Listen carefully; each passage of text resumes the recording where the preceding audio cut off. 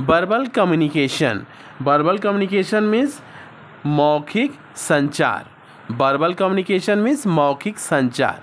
Verbal communication is the process of transmitting information to other people using language.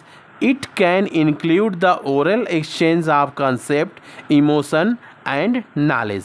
अब ये verbal communication यानी मौखिक संचार क्या होता है?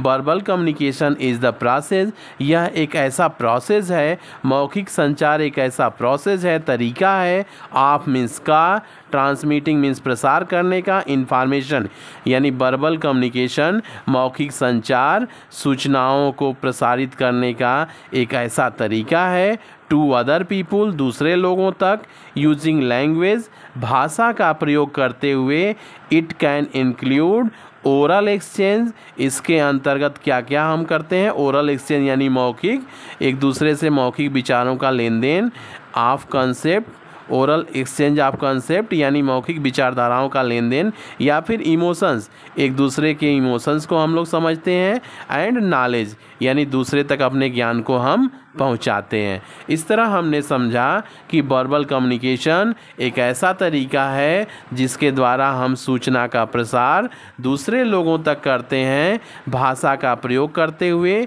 इसके अंतर्गत क्या रहता है? ओरल एक्सचेंज ऑफ कंसेप्ट, विचारधाराओं का मौखिक एक दूसरे से लेन देन, यानी आप उसकी विचारधारा को समझ लीजिए और आपकी विचारधारा को दूसरे लोग समझ लें, एक की भावना को दूसरा भी इसके द्वारा वर्बल कम्युनिकेशन यानी मौखिक संचार के द्वारा समझता है, और हम अपने ज्ञान को भी अपने दूसरे लोगों तक या अपने ज्ञान को हम दूसरे लोगों तक हम वर्बल कम्युनिकेशन यानी मौखिक संचार के माध्यम से पहुंचा सकते हैं।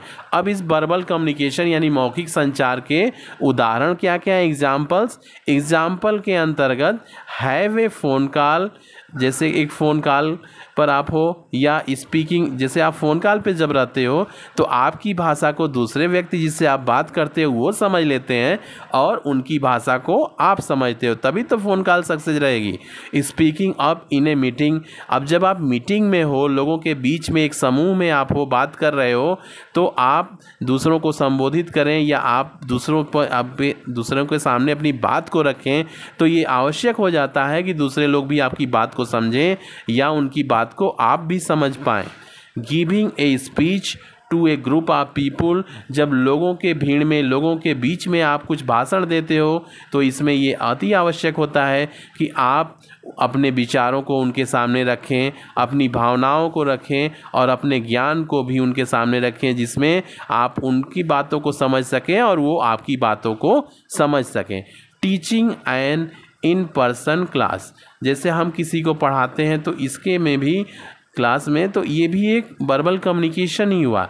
इसमें हम क्या करते हैं? हमारी आवाज़ या हमारी बातों को, हमारे नॉलेज को बच्चे समझते हैं, ठीक है, और बच्चों को कहाँ नहीं समझ में आता है उसे हम लोग भी समझने की कोशिश करते हैं। इस तरह से क्या होता है?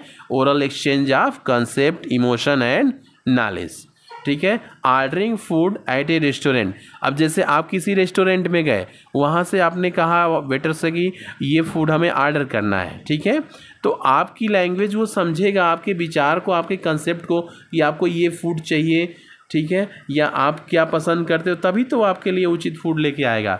तो यहाँ पर भी मौखिक संचार का प्रयोग हम करते हैं। Asking for the direction on the street, जब हम रोड साइड में होते हैं, हमको रास्ता नहीं मालूम रहता है, तब हम किसी से पूछते हैं कि कहाँ जाने के लिए कौन सी दिशा में या कहाँ कौन से रास्ते से हम जाएंगे। तो ऐसे में हम वर्बल कम्युनिकेशन, मौखिक संचार, उससे लिख के हम नहीं पूछते हैं, उससे मौखिक हम पूछते हैं, मुँह से बोल के पूछते हैं, ठीक है। तो इन सब में हम वर्बल कम्युनिकेशन का यूज करते हैं, मौखिक संचार का प्रयोग करते हैं। स्किल्स, अब हमारे अंदर वर्बल कम्युनिकेशन का डेवलपमेंट हो जाता है तो क्या क्या स्किल्स हमारे अंदर डेवलप होती हैं?